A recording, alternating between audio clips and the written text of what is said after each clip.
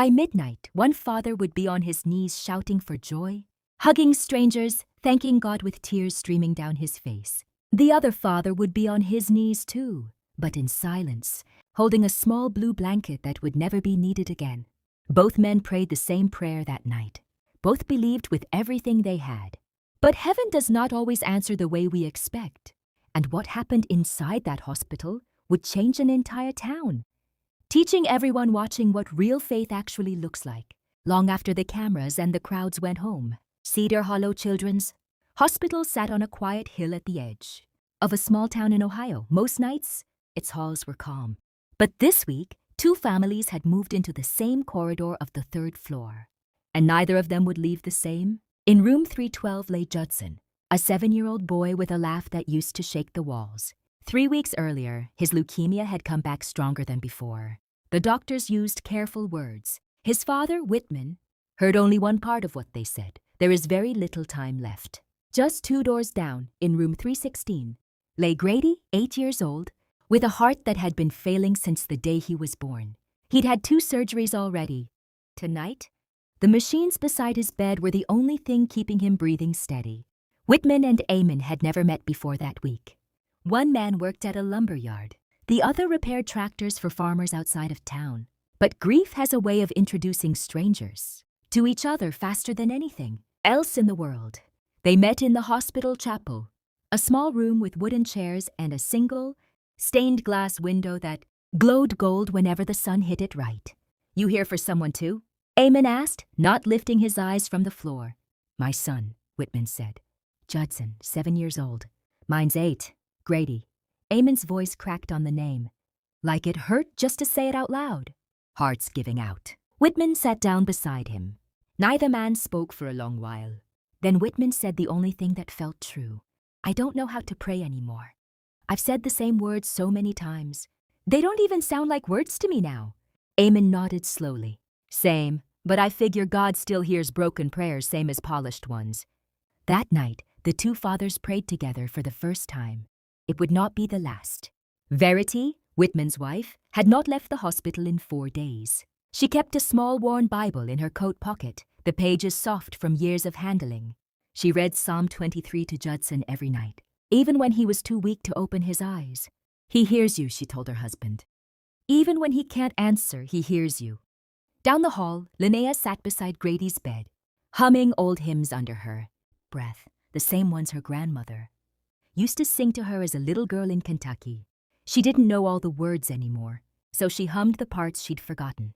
One afternoon, Verity found Linnea crying quietly in the family lounge. "I keep asking God why," Linnea whispered. "Why, my boy? Why now?" Verity sat beside her and took her hand. She didn't have an answer. Instead, she said something she would remember for the rest of her life. "I don't know why either, but I know he's still good, even on the days it doesn't feel like it."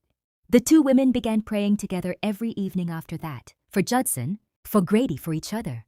They didn't know yet that their friendship would be tested in a way neither of them could imagine. Pastor Warner served as the hospital chaplain, though most people just called him preacher. He was in his 50s, with a deep voice and a habit of showing up exactly when someone needed him, like he had some kind of internal alarm that went off whenever grief was near. He visited both rooms that week, praying with each family, careful never to promise outcomes he couldn't guarantee. "I won't tell you God will heal your boy," he told Whitman honestly. "But I will tell you he is with your boy. Right now, in that room, he is not far off." He said almost the exact same words to Eamon the next morning. There was also Millicent, an 81-year-old woman who had been coming to that chapel every single day for 6 years, ever since her own grandson had been treated there and survived. She never asked whose child was sick. She simply sat in the back pew and prayed, quietly, faithfully, for every name written on the small prayer list taped to the chapel wall. "You don't know me," she told Whitman one evening, "but I've been praying for Judson since Tuesday. And for Grady, too." Whitman didn't know what to say. He just nodded, throat too tight for words. On the 5th night, a storm rolled through Cedar Hollow. Thunder cracked so loud it rattled the hospital windows. The power flickered once, then steadied. That was the night Dr. Eliza, the young physician overseeing both boys, called both families into the hallway within the same hour. Judson's numbers took a turn, she told Whitman and Verity. I need you to prepare yourselves. It could happen tonight.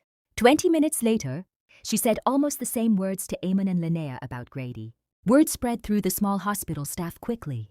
By 9 o'clock that night, nearly 30 people, nurses, aides, a few other hospital families, Pastor Warner, and old Millicent had gathered in the chapel. No one had organized it. People simply came, drawn by something bigger than themselves. They prayed for over 3 hours. Some knelt, some stood with hands raised. Some just sat quietly, tears falling without a sound. Whitman prayed the hardest he had ever prayed in his life. God, if you're real, if you hear me, please don't take my boy tonight. A few feet away, Eamon prayed the very same words for Grady. At 11:47 p.m., a sound came from room 312 that no one expected. Laughter. Not a nurse's relieved chuckle. Not a parent's nervous giggle. It was Judson's laugh, the one that used to shake the walls. The one his family thought they'd never hear again. Verity ran into the room first. Judson was sitting up in bed, eyes open, color back in his cheeks, asking why everyone looked like they'd seen a ghost. Mama, why is everybody crying? He asked, confused. I feel fine. I feel really good, actually. Dr. Eliza was called immediately. She ran every test twice, checked his blood work 3 times, and stood in the hallway afterward looking genuinely shaken. I don't have a medical explanation for this, she admitted quietly to Whitman. His numbers. They're not just improved. They're normal. Completely normal. Word spread through the hospital like wildfire. Nurses who had worked there for 20 years came just to see for themselves. By morning, people were calling it exactly what it was, a miracle. A verified, witnessed, undeniable miracle. Whitman fell to his knees in the hallway sobbing, thanking God over and over. Strangers hugged him. Nurses cried. Even Dr. Eliza, normally so careful with her words, whispered, I've never seen anything like this in 15 years of medicine. It was, without question, the miracle everyone witnessed. But 2 doors down, in room 316, the machines had gone quiet in a different way. At 12:03 a.m., just 16 minutes after, Judson opened his eyes. Grady's small heart, the one that had fought so hard for 8 years, finally stopped. Eamon was holding his son's hand when it happened. Linnea was singing the hymn she only half remembered, her voice breaking on every 3rd word. There was no laughter in that room, no crowd of amazed nurses, just a father and mother, and a stillness that felt like the whole world had gone silent. When Pastor Warner walked past room 312, filled with celebration, to room 316 filled with grief, he later said it was the hardest walk of his entire ministry. He knelt beside Eamon, who wasn't crying, not yet. He just sat there, staring at his son's face, still holding his hand. I prayed the same prayer he did, Eamon finally said, nodding toward the celebration down the hall. Word for word, I bet. Why did God answer him and not me? Pastor Warner didn't have a neat answer. He didn't try to invent one either. I don't know, Eamon. I won't stand here and pretend I do. But I know this. God didn't love Grady less. And he didn't love Judson more, whatever happened tonight. It wasn't because one of you believed harder than the other. The days that followed tested Eamon in ways he never expected. Well-meaning people said careless things. Maybe if you'd prayed with more faith, everything happens for a reason. At least he's in a better place now. Each comment cut like a knife, even when meant kindly. Eamon began to withdraw, spending long hours alone in his truck in the hospital parking lot, staring out the windshield at nothing. Linnea found him there one evening. I keep thinking, Eamon said slowly, that if my faith had just been a little bigger, a little stronger, maybe Grady would still be here. Linnea took his hand. Whitman didn't get Judson back because his faith was bigger than yours. I sat with Verity every day this week. She was just as scared as I was, just as unsure. Faith isn't a magic key that unlocks the outcome we want. Eamon, it's trusting God even when we don't understand him. It was old Millicent, of all people, who said something that finally broke through to him.